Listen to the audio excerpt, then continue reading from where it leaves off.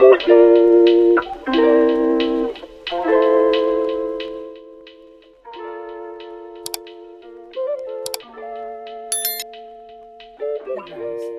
as I mentioned before, I don't have that many books currently on Edelweiss, because it's pretty hard to get approved for books on there. I don't know whether you've got to build up kind of a reputation from the books you can just download, but I very rarely get approved for stuff on there like I do on NetGalley. But I do have a few, and with my injury and being in pain, I'm starting with the shorter ones because I think I can get through those a bit easier. So I have a few. So I have Blame It on the Pumpkin, which is a horror anthology, perfect for spooky season, short stories. I have The Prince and the Witch by Ellie Thompson. What else? I've got so many books on my Kindle, it's unbelievable. An Evening of Romantic Lovemaking by Ben Slotsky.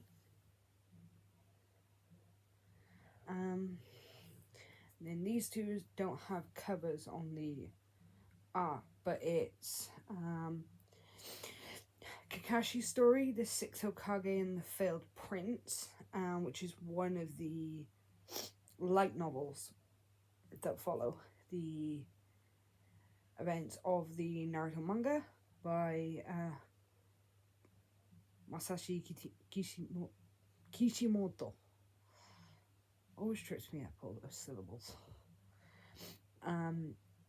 So I've read the entirety of the Naruto manga. I've seen the entirety of the anime. So that's Naruto Shippuden, the movies, and I've watched a fair amount of Boruto. So and I've read the entirety of the manga. So, but I haven't read any of the light novels.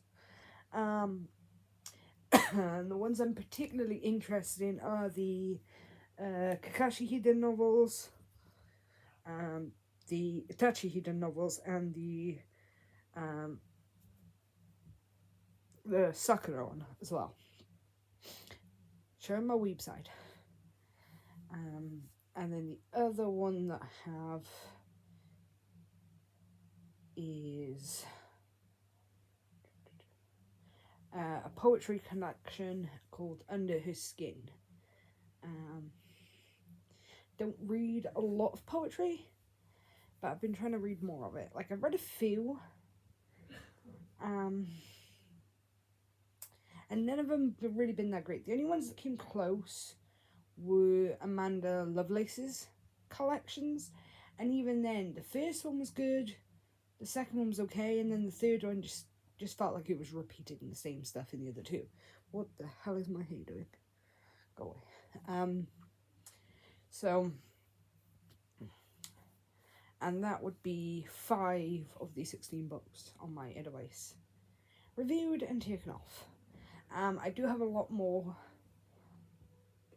full-length novels on there that I do want to get to soon. Like We Planned a Murder by Derek Wheelis, Curse of the Reaper by Brian McCauley, Cackle by Rachel Harrison, The Honeys by Ryan Lasala, a few I want to get to soon. Obviously, the Edelweiss vlogs are going to just be, for the shorter ones, probably 3 or 4 books, and then for the longer ones, it might be 1, maybe 2 per vlog, depending on how quickly I read them. So I'm going to jump into, I think I'm going to start with the poetry collection, get that out of the way, because I have a feeling if anyone's going to bum me out, it's going to be the poetry. So I'm going to start with that, and I'll give you an update when I'm done. Hey guys, so I mentioned in the previous clip about starting my Edelweiss reading blog, like my NetGalley reading blog.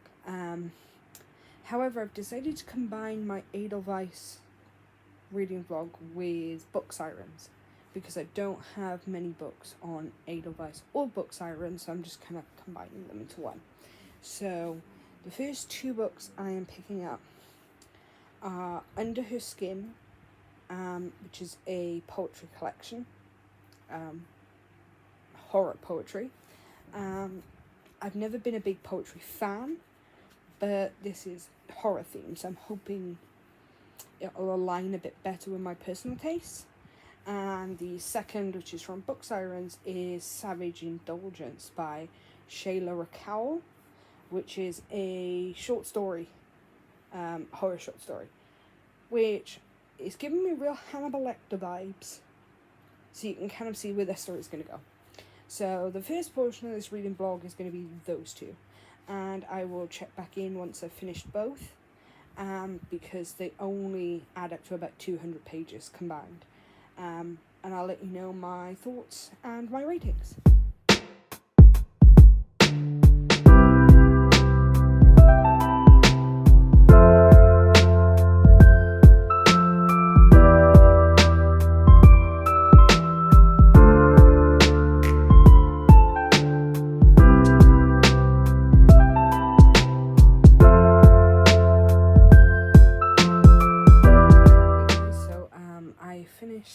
Savage Indulgence, and it was really good. Like this, the concept of this could be a full-length novel. It is about a cannibal, yes, but not the Hannibal Lecter type cannibal. She's just as charming, but she's also quite disarming because she's an older lady. She's a lady. I don't think it's ever explicitly stated, but I think she's like in her 60s. So she is a much older lady, and it's sort of a lifestyle she indulged in with her husband, it's hinted at, and when her husband got Alzheimer's, they made a pact that she would dissect him and eat him instead of letting the disease take him. And ever since then, that was 3 months before the story starts, she's been finding people, and she doesn't pick them randomly. She likes to pick people of quality. So at this dinner party, we have Ken, Beth, and Patrick. And a 4th person was supposed to be the Michelle, but she cancelled on Joyce, our protagonist. Literally, as soon as these guests arrive, she drugs them with Rohypnol, which is a date rape drug.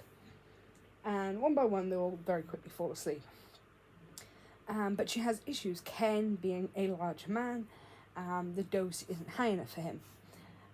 So she has to deal with that. And she also gets interrupted by Michelle, who has now arrived and has to deal with her. So as she's preparing these people to eat them, she realises that Patrick has tattoos. Which in her view taints the meat, so she puts him on the sofa because he's not going to wake up for several hours. So she takes the other 3 down to her basement, which is turned into her workroom. She ends up having to kill Ken by essentially beating him to death with a tray because the drugs aren't enough to keep him out. So he's not usable. So she's left with the 2 women now, Michelle and Beth. She finds out as she starts dissecting Michelle that she's got a blood disorder, which means she's not usable. So that leaves her with only Beth. And throughout this, Joyce is so frustrated, because obviously these are the things she couldn't have known beforehand. And Patrick comes back several times. So when he wakes up, she sends him home, telling him he drunk too much. And then her older neighbour, Betty's dog, is missing, and it's quite heavily snowing, so they go out and look for the dog, and they run into Patrick, who has the dog. And he tells Joyce that he left his wallet there at her house, so they go back and they get it, and he leaves, and then he comes back accusing Joyce of drugging him. Now, that is true, but she gets out of this purely because of her age. She uses it as a weapon. She, kind of says to him, "What use would I have to drug you? Why would I do that? I'm an old lady." And she effectively disarms him and gets him to leave. And this obviously takes place over a few hours, but this short story was amazing.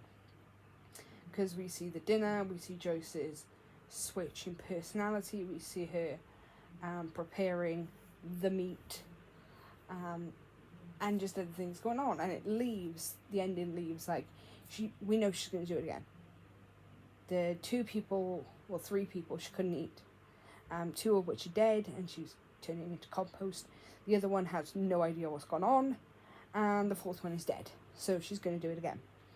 And I think this concept would work really well as a full-length novel, because you could show in the beginning several dinner parties, some of them not going so well like this one, others going really well. And then you could have a situation where she invites people to dinner and doesn't know one of them is a retired cop or a retired detective. And have it all go down either with good ending, with, the cop winning and arresting her or killing her, or a bad ending where he loses. Very Hannibal Lecter style, situation. But I really enjoyed this, and I will definitely be picking up more of Sheila Wickel's work in the future.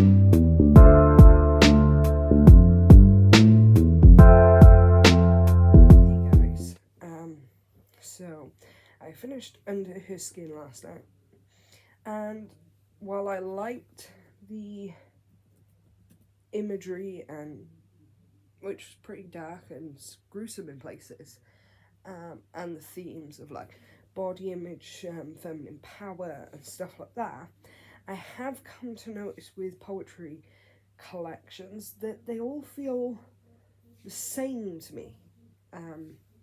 Like, I had the same problem with Amanda Lovelace. Like, her first collection was great, really enjoyed it. The second one was okay, and then by the time I got to the third one, I was like, these all feel the same to me. Like, there's nothing new. And I felt the same with Under Her Skin. So I genuinely think I'm not a poetry person. It isn't something that's gonna resonate with me. So I'm moving on now to An Evening of Romantic Lovemaking by Ben Slotky.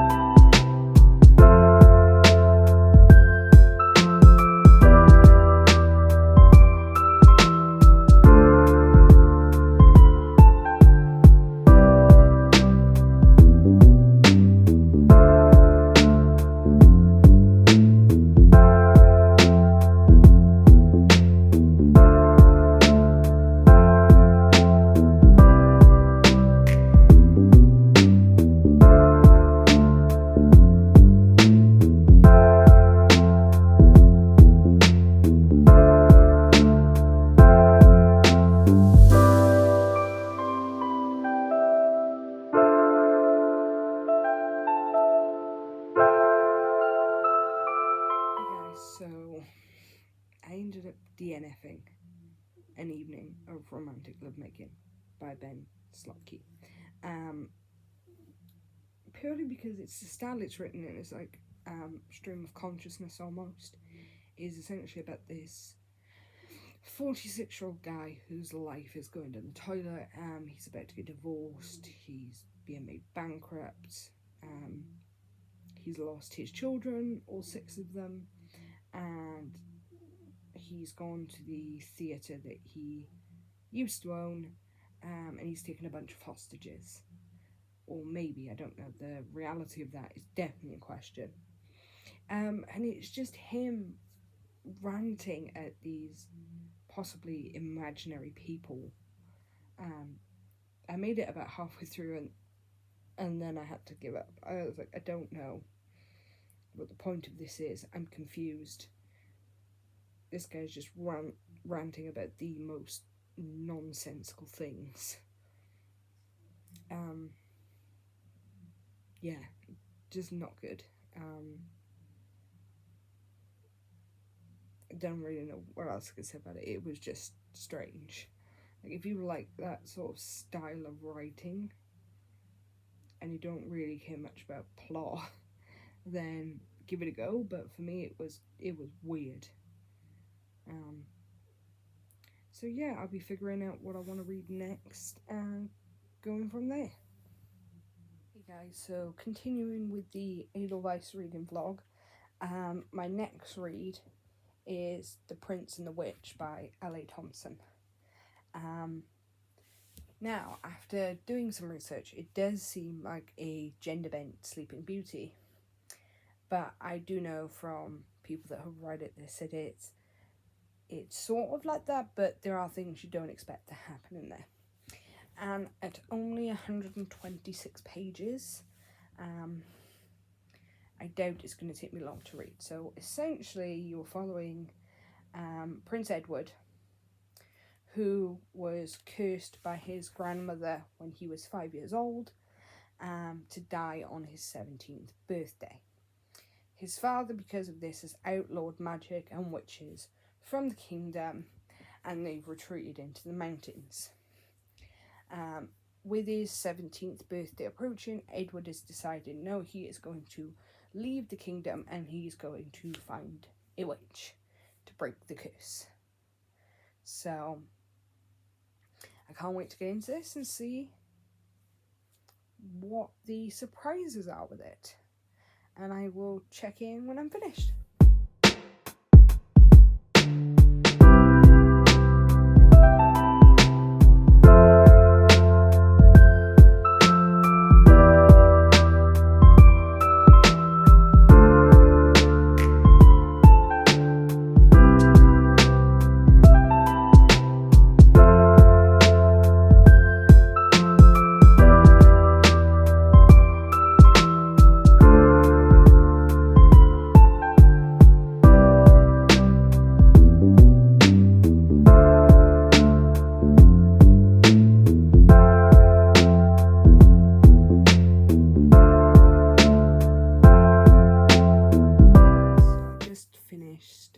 The Prince and the Witch by L.A. Thompson.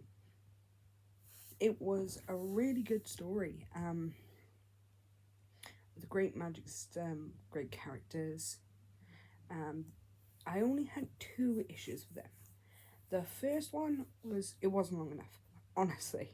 The magic system in the world, I would have liked more depth from them, especially in regards to the blood contracts. And that type of magic, as well as just seeing more of the magic in general. But I understand with it only being like 120 pages long, the author did what she could. The second was the romantic element at the end. Now, I understand the decision to pair Edward with Abby, the Prince and the Witch. But I honestly thought for a minute that it was going to be either a story with no romance, since Edward is only shown to have friendships with Ruby, with John, with Abby throughout the novel. Or what I thought that it might end up being a queer romance between Edward and John.